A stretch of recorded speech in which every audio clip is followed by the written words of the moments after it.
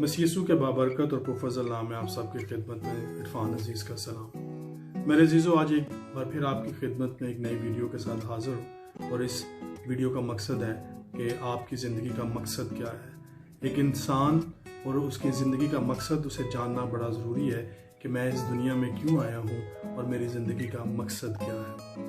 जिस इंसान की ज़िंदगी में कोई मकसद नहीं होता वो इंसान एक ऐसी ज़िंदगी गुजारता है जैसे एक जहाज़ बेपतवार की मानद होता है। ऐसा जहाज़ जो बेपतवार है, जिसको जहां मर्जी ले जाएं वो वहां पर चला जाता है। ख्याल किया जाता है कि दुनिया में सबसे बड़ा अलमिया मौत है, लेकिन इससे बढ़कर एक अलमिया है। वो अलमिया ये है कि बेमकसद ज़िंदगी गुजारना।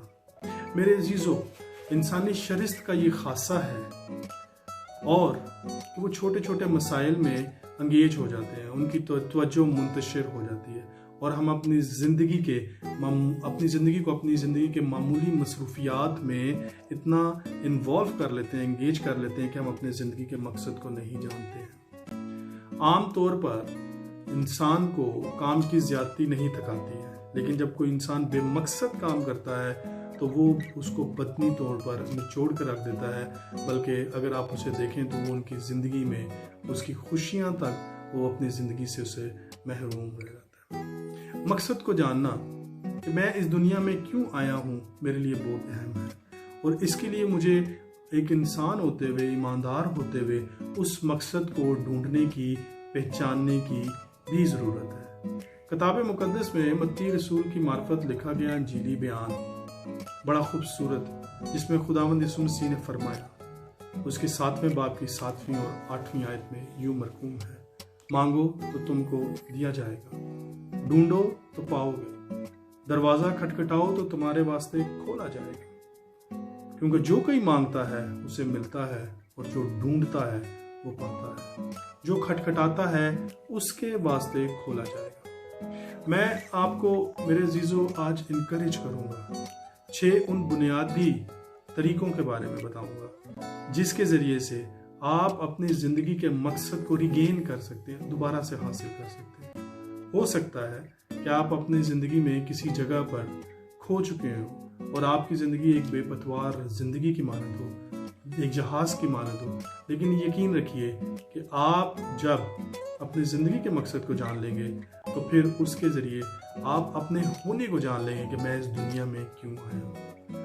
हजारों बरसों से रोशन दिमाग लोग और ज़रीक फ़लसफ़ी ज़िंदगी के मकसद पर बहस और क्या सराहियाँ करते हुए नजर आते हैं।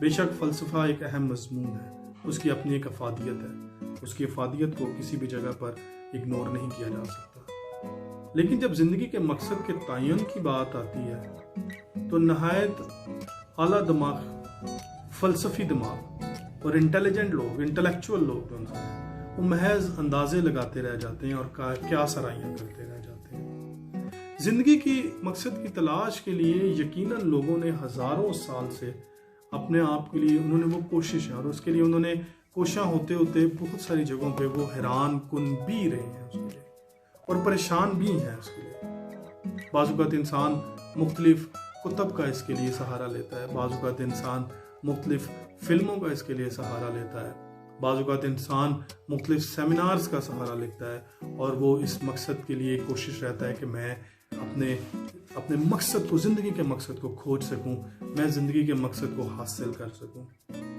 लेकिन बुनियादी तौर पर जब हम इन तमाम चीज़ों का सहारा लेते हैं तो हम एक चीज़ के इसके लिए जो फैसले पे पहुंचते हैं वो फैसला ये होता है कि ये तमाम जो तरीके हैं हमारे पास दुनियावी तौर पर मौजूद तो हैं, हो सकता है कि इनको हासिल करते हुए हम एक कामयाब जिंदगी गुजार सकें। लेकिन मेरे अजीजों, कामयाब जिंदगी और बामकसद जिंदगी दो मुख्तलिफ बातें हैं। हम दुनियावी तौर पर कामयाब शायद हो सकते हैं, लेकिन हमें बुनियादी तौर पर उस मकसद को भी जानना ज़रूरी है कि जिस मकसद के लिए खुदावंद ने मुझे इस दुनिया में भेजा है और वो मेरी ज़िंदगी का मकसद क्या है। एक अहम मसला जब हम इन किताबों का, इन मूवीज़ का, फिल्मों का, सेमिनार्स का, काउंसलिंग्स का सहारा लेते हैं, मैं ये तो नहीं कहता कि ये गलत है, लेकिन इनको इनको देखते हुए, इन पे अमल करते हुए हम किसी हद तक अपनी दुनिया में अपने काम जो कामयाबी है हासिल कर सकते हैं, लेकिन खुदा की तरफ से जो कामयाबी या जो मकसद है उसको हासिल नहीं कर सकते। क्योंकि उसकी रीजन ये है कि जब भी आप इनके ऊपर गौर करते हैं, तो आप जब गौर करेंगे तो आप एक चीज आपको इनमें यूनिफाइड आपको मिलेगी, और एक ऐसी चीज आपको मिलेगी कि ये अपनी जात से मरकूज करते हुए बात का आगाज करते हैं और अपनी जात पे ही इसको इख्तिताम कर देते हैं। मिसाल के तौर पर जब हम इनमें सीखते हैं तो हम ये सीखते हैं कि मैं अपनी जात से शुरू करता हूँ कि मैं क्या बनना चाहता हूँ, फिर मेरी जिंदगी में मैं अपनी जिंदगी के साथ क्या करना चाहता हूँ, मेरा नस्पुलैन क्या है, मेरा मंजिल मकसूद क्या है, मुस्तकबिल के लिए मेरी आरजुएं क्या है, या मुस्तकबिल के लिए मेरे जज्बात क्या हैं, मेरे ख्वाब क्या हैं। लेकिन याद रखिएगा, अपने आप पर नजरें मरकूज करके मैं और आप अपनी जिंदगी का मकसद हासिल नहीं कर सकते। इसके लिए मेरे अजीजों, हमें अपनी जात को छोड़कर खुदा से शुरू करना पड़ेगा, क्योंकि जब आप अपनी जात को मरकज बनाकर शुरू करेंगे तो मैं और आप अपनी जिंदगी के मकसद तक नहीं पहुंच सके। इसलिए ये बहुत जरूरी है कि जिंदगी में मकसद को जानने के लिए हम उसका आगाज खालिक़े खुदा से करें। और एक अहम नुक्ते को समझना हमारे लिए बड़ा जरूरी है, फिर हम अपने मकसद को बड़े अच्छी तरीके से ढूंढ सकेंगे, बयान कर सकेंगे, जान सकेंगे। और वो ये है कि मैं इस दुनिया में क्यों मौजूद हूं। और मैं इसका जवाब कुछ यूं देना चाहूंगा कि मैं और आप इस दुनिया में इसलिए मौजूद हैं कि खुदा चाहता है कि हम इस दुनिया में रहें। खुदा चाहता है क्योंकि उसने आपको बनाया है, और वो ये चाहता है कि मैं और आप इस दुनिया में रहें। और जब तक मैं और आप इस नुक्ते को नहीं समझेंगे, हम अपनी जिंदगी के मकसद को नहीं समझ सकते। सिर्फ खुदा में होकर हम अपनी असल, अपनी आगाज, अपनी शनाख्त, अपने मानी, अपने मकसद और अपनी अहमियत और अपनी मुकर्ररा मंजिल तक पहुंच सकते हैं। दूसरा हर रास्ता हमें बंद मिलेगा। कोई भी रास्ता हमें हमारे मकसद के लिए हमें डिटेल नहीं बता सकेगा, और वो शायद क्या सराइयां ही होंगी। और उस मकसद को जानते हुए हम सिर्फ और सिर्फ अपना वक्त जो है वो स्पेंड कर सकते हैं, जाया कर सकते हैं, एक कामयाब जिंदगी गुजार सकते हैं। लेकिन एक बामकसद जिंदगी खुदा के कलाम के मुताबिक हम नहीं गुजार सकते। हमारी खुशकिस्मती ये है कि जिंदगी के मकसद के बारे में क्या सराइयों का मुतबादिल हमारे पास मौजूद है, और वो है खुदा का जिंदा कलाम, खुदा का जिंदगी बख्श कलाम, खुदा का मुकाशवा, किताब मुकद्दस हमारे पास मौजूद है, जिसके वसीले से हम अपनी जिंदगी के मकसद को, अपने होने के मकसद को जांच सकते हैं, पहचान सकते हैं, और जिसके वसीले से हम अपनी एवेल्युएशंस कर सकते हैं। हम जान सकते हैं कि हमारे मकसद क्या है। मैंने वीडियो के आगाज में आपसे बात की थी कि हम 6 वो तरीकों के बारे में बात करेंगे जिसके वसीले से हम अपने मकसद को रीगेन कर सकते हैं, यानी दोबारा हासिल कर सकते हैं। एक बड़ा मशहूर राइटर है, नाम है उसका J.R.R.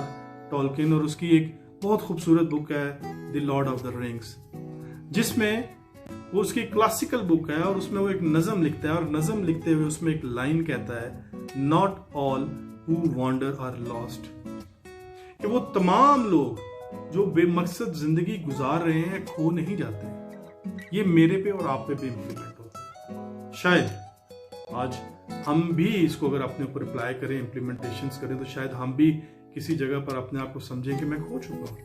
लेकिन खुदा चाहता है कि हम उसके पास वापस आए और अपने मकसद की जिंदगी को जान सकें। उसके लिए सबसे पहली बात जो हम इसमें सीखेंगे, अगर आप अपनी जिंदगी के मकसद को जानना चाहते हैं तो आप दुआ में खुदावंद की हुजूरी में झुक जाएं। आप go to God in prayer, खुदा के पास दुआ में जाएं और उससे पूछें कि पहली बात अपनी जिंदगी का मकसद आप खुदा से मांगे, क्योंकि आप उससे पूछे बगैर अपनी जिंदगी के मकसद को ना तो जान सकते हैं ना पहचान सकते हैं। कलाम मुकद्दस में याकूब के खत में बड़ी खूबसूरत उसकी पहले बाब और 5वीं आयत में मरकूम है, लेकिन अगर तुम में से किसी में हिकमत की कमी हो तो खुदा से मांगे जो बगैर मलामत किए सबको फ्याजी के साथ देता है। अगर आप अपनी जिंदगी के मकसद को जानना चाहते हैं, मेरी जिंदगी का पर्पस क्या है, मकसद क्या है, मैं क्यों इस दुनिया में हूं, तो फिर आप खुदावंद के पास दुआ में जाएं और उससे पूछें, जो आपको फ्याजी के साथ देगा, जो किसी बगैर रोक टोक के आपको हिकमत देगा, जिसके वसीला से मेरे अजीजों आप और मैं अपने मकसद को जान सकें। ये एक नाकाबिले यकीन और हैरत अंगेज खुशखबरी है कि खुदा आपको आपका मकसद बताना चाहता है, आपको आपका मकसद देना चाहता है। वो आपको हिकमत अता करना चाहता है जिसके वसीले से आप अपने जिंदगी के मकसद को जान सकें। दूसरी बात, आप खुदा के कलाम को पढ़ें, क्योंकि ये एक मसीह होते हुए, ईमानदार होते हुए, मेरा ईमान है, आपका ईमान है और हम सब ईमानदारों का ईमान है। और ये बात यकीनी है, बुनियादी रास्ता खुदा तक पहुंचने के लिए उसके कलाम को पढ़ना है। उसके कलाम को पढ़ें, उसको समझें, उसमें से अपने लिए मांगे, क्योंकि इमसाल की किताब बड़ी खूबसूरती के साथ जब आप उसके ज़बूर 119 को पढ़ते हैं तो पूरा ज़बूर 119 उसकी 176 आयात कलाम की अफादियत के बारे में बात करती है, वो खूबसूरती के साथ बयान करती है। और उसकी एक बड़ी मशहूर आयत ज़बूर 119 और उसकी 105वीं आयत में बड़ी खूबसूरत बातें लिखी हैं कि तेरा कलाम मेरे कदमों के लिए चिराग और मेरी राह के लिए रोशनी है। और आप अपनी जिंदगी में जब खुदा के कलाम को पढ़ेंगे, समझेंगे, जानेंगे, तो फिर आप अपने जिंदगी के मकसद को जान सकेंगे, क्योंकि ये खुदा का जिंदा कलाम आपसे हम कलाम होगा। आप उसको सुनेंगे, पढ़ेंगे, समझेंगे, तो खुदा आपसे बोलेगा। आप बड़ी आसानी के साथ अपने मकसद को जान सकेंगे। तीसरी अहम बात कि आप अपनी जिंदगी में खुदा की तरफ से दिए गए गिफ्ट्स और स्ट्रेंथ्स जो सी हैं उनको डिटर्मिन करें, उनको दरियाफ्त करें, उनको जाने। खुदा ने आपको बड़े खूबसूरत तोहफे दिए, बड़े खूबसूरत आपको ताकत दी, आपको स्ट्रेंथ दी है, और उसको आप काबिल तौर पर मसीह के बदन और कलीसिया को मजबूत करने के लिए आप इस्तेमाल करें। और यकीन जानिए, मैं आपको एक बात बताऊंगा कि चर्च का, कलीसिया का दुनिया में होने का मकसद क्या है। ये हमारी जिम्मेदारी है कि हम मसीह के जलाल को, खुदा की ग्लोरी को, उसके फजल को, उसकी जलाल को हम ना सिर्फ दुनिया में बल्कि हम दुनिया में लोगों तक पहुंचाएं, उनको बताएं कि ये चर्च का एक मकसद है। अपनी स्ट्रेंथ्स को पहचाने, अपने गिफ्ट्स को पहचाने और पाकरू के गिफ्ट्स को पहचाने, अपने अंदर जो खुदा ने आपको दिए हुए, और उनको इस्तेमाल करते हुए आप कलीसिया की बढ़ोतरी के लिए, चर्च की तरक्की का बायस बने और इनफरादी तौर पर अपनी बरकत का भी बायस बने। चौथी बात, अपने जोश और अपने जज्बात को पहचानें, डिटर्मिन करें, अपने पैशन को जानें। आपका पैशन क्या है और उस पैशन को अपनी जिंदगी में आप अप्लाई करें, इंप्लीमेंट करें उसको, और खुदा से जाने। और बगैर खुदावन के पास आए आप उसे नहीं पहचान सकते। और अपने पैशन को जानते हुए आप लोगों के लिए बरकत का बायस बनेंगे। इमसाल की किताब उसके 11वें बाब और उसकी 14वीं आयत में बड़ी खूबसूरत बात लिखी है, और 16वें बाब पर उसकी 9वीं आयत में लिखा है कि आदमी का दिल अपनी राह ठहराता है, पर खुदावंद उसके कदमों की रहनुमाई करता है। खुदावंद के पास है, पैशन को जाने, और जब आप उसको जानेंगे, आप अपने पैशन को जब जान लेंगे, आप ना सिर्फ इनफरादी तौर पर अपने मकसद में कामयाब होंगे, अपने लिए बरकत का बायस बनेंगे, बल्कि जिस भी कलीसिया के साथ आप हैं, आप उनके लिए बरकत का बायस बनेंगे। 5वीं बड़ी अहम बात कि ईमानदारों की रफाकत में रहें। ईमानदारों के साथ एक फेलोशिप रखें, उनके साथ बैठें, मिलें, बातचीत करें। इमसाल 11वें बाब 14वीं आयत में यूं मरकूम है, नेक सलाह के बगैर लोग तबाह होते हैं, लेकिन सलाहकारों की कसरत में सलामती है। जब आप उनके साथ मिलेंगे, उनके साथ बैठेंगे, बुजुर्गों के साथ बैठेंगे और ईमानदारों के साथ बैठेंगे, आपको अच्छी सलाह दी जाएगी, आप बाबरकत होंगे और आप अपने मकसद को मजीद फिगर आउट करने के लिए, जानने के लिए, पहचानने के लिए बरकत का बायस बने।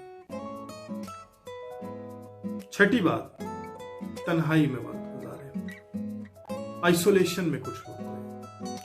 इससे मैं ये नहीं कहूंगा कि आप बिल्कुल अपनी जिंदगी में अकेले होकर रहें, बल्कि कुछ वक्त अपनी एवेल्युएशन करें, अपने ऊपर गौर करें, अपनी जात में अपने आप को, अपनी गलतियों को, अपनी अच्छाइयों को, अपनी बातों को जज करें, देखें, खामोश रहें। और जब आप वो खामोशी में रहेंगे और खामोश रहेंगे, उसमें आपके पास एक बरकत का बायस जरूर ये होगा कि आप खुदावन की आवाज को सुन सकेंगे, पहचान सकेंगे और ईमान रखते हुए खुदावन के पास आए। कलाम मुकद्दस में लिखा है इब्रानियों के खत में, और बगैर ईमान के उसको पसंद आना नामुमकिन है। इसलिए खुदा के पास आने वालों को ईमान लाना चाहिए कि वो मौजूद है और वो अपने तालबों को बदला देता है। ईमान के साथ उसके पास आए और उसके पास आए, वो आपको खामोशी में जब आप उसके साथ टाइम स्पेंड करेंगे, वक्त गुजारेंगे, वो आपसे हम कलाम होगा, आपसे बात करेगा, आप अपने मकसद को जान सकेंगे।